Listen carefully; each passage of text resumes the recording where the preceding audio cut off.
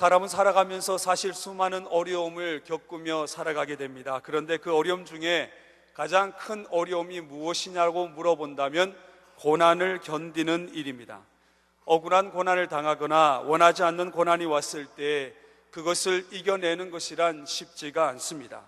고난을 바라보는 것이 어렵고, 또한 그 고난을 받아들이는 것은 더 어렵고, 고난을 이겨내는 것은 더 어려운 일이지요. 그러나 이와 같은 일들을 겪으면서 잘 이겨낼 수 있는 사람이라면 우리는 그를 가리켜 성숙한 사람이라고 이야기할 수 있습니다. 신앙 또한 마찬가지입니다. 영적으로 다가오는 고난 앞에서 우리가 얼마나 그 고난을 잘 이겨내고 견뎌내느냐에 따라 그 사람의 영적 성숙도를 나타낼 수 있습니다.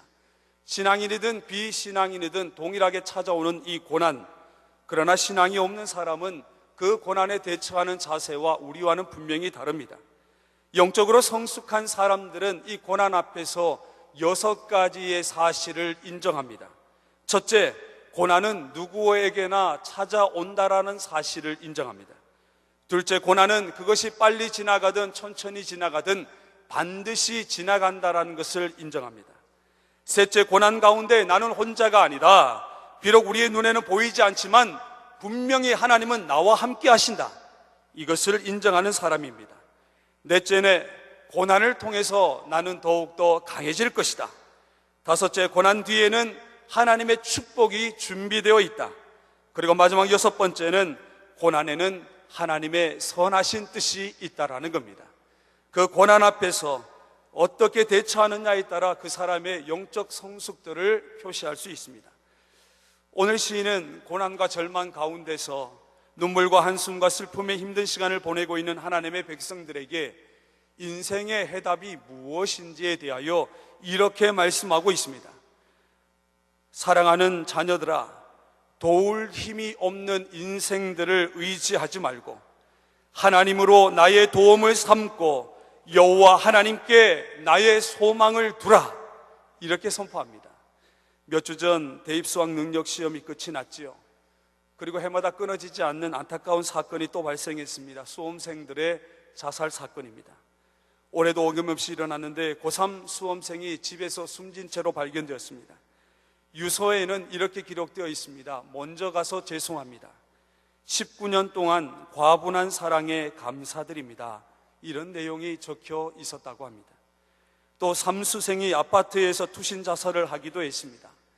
2013년 11월 1일 통계청의 자료를 보니 청소년 자살 원인의 1위가 바로 성적 및 진학 문제였다고 합니다. 우리의 자녀가 그 수능일 그 하루에 자신의 전 인생을 건다고 해도 과언이 아니죠. 그래서 그 수능 때문에 울고 웃는 우리의 자녀의 인생 얼마나 안타깝습니까? 사실 자살이라고 하는 것은 영적인 절망에서부터 시작되는 것이죠. 영혼의 타락에서 오는 극단적인 행위가 바로 자살입니다. 그런데 깊이 생각해 보면 영혼이 타락해서 절망하는 것이 아니라 그 영혼이 절망하기 때문에 그의 인생이 타락하다 보니 자살까지 이르게 되는 것이지요. 그래서 인생이라고 하는 것은 소망이 있느냐 없느냐에 따라 그의 삶의 열매가 달라질 수 있다는 겁니다.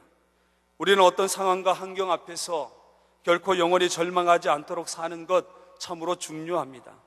그런데 여러분 생각해 보셨습니까? 왜 우리가 인생을 살아가면서 우리에게 뜻하지 않는 이 절망이 찾아오는가?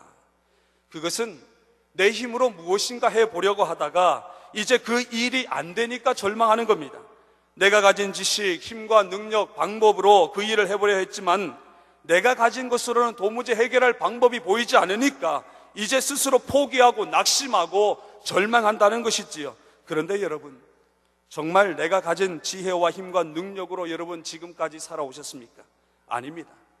내가 가진 것은 별로 없습니다. 우리는 솔직히 무지합니다. 무능력합니다. 조그만 일에도 시험에 들고 조그만 일에도 좌절하고 넘어집니다. 내일 일 하루도 하루 모르고 하루하루 살아갈 수밖에 없는 존재들이지요. 그러나 하나님 앞에 감사함으로 고백할 수 있는 것은 저와 여러분은 하나님의 은혜로 하루하루 살아가는 은혜의 하루살이들이라는 겁니다. 한번 따라할까요? 나는 은혜의 하루살이다. 하나님의 은혜가 없이는 하루도 살아갈 수 없다라는 겁니다. 우리가 하나님 앞에 자랑할 것이 무엇입니까? 예수 그리스도의 십자가 외에는 없지요. 예수 믿는 것밖에는 자랑할 것이 없습니다.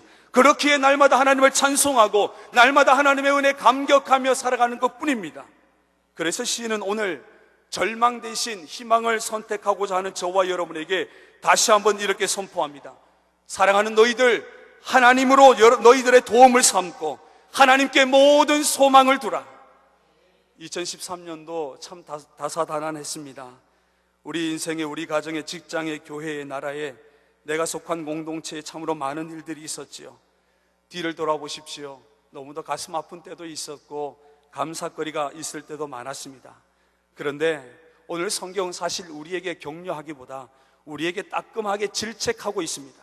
너는 정말 하나님으로 하여금 너의 도움을 삼았느냐? 정말 하나님을 너희 인생의 소망으로 삼았느냐라고 우리에게 질책하고 있습니다. 이제 2013년도에 문을 닫고 2014년도에 새로운 미래를 도약하며 미래를 창조하고 비전과 꿈과 환상을 가지고 나아가는 우리들에게 주님께서는 다시 한번 우리에게 이렇게 요청하고 있습니다. 나로 너의 도움을 삼아라. 나에게만 소망이 있다. 사랑하는 여러분, 우리는 세상이 아닌 역사의 주인이 되시고 세상을 주관하시고 다스리시는 그 전능하신 하나님께 우리의 모든 소망을 두기 때문에 우리에게 희망이 있고 우리에게 미래가 있고 우리는 반드시 잘 될 것입니다.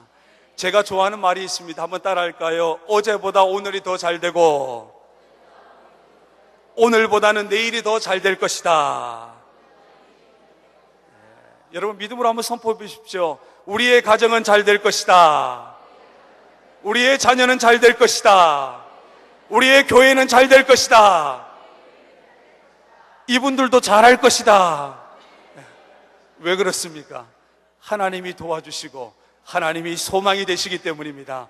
그런 믿음 가운데 2013년도 잘 마감하시고 2013년도를 활짝 열어가시는 우리 성도님 되시기를 축복합니다.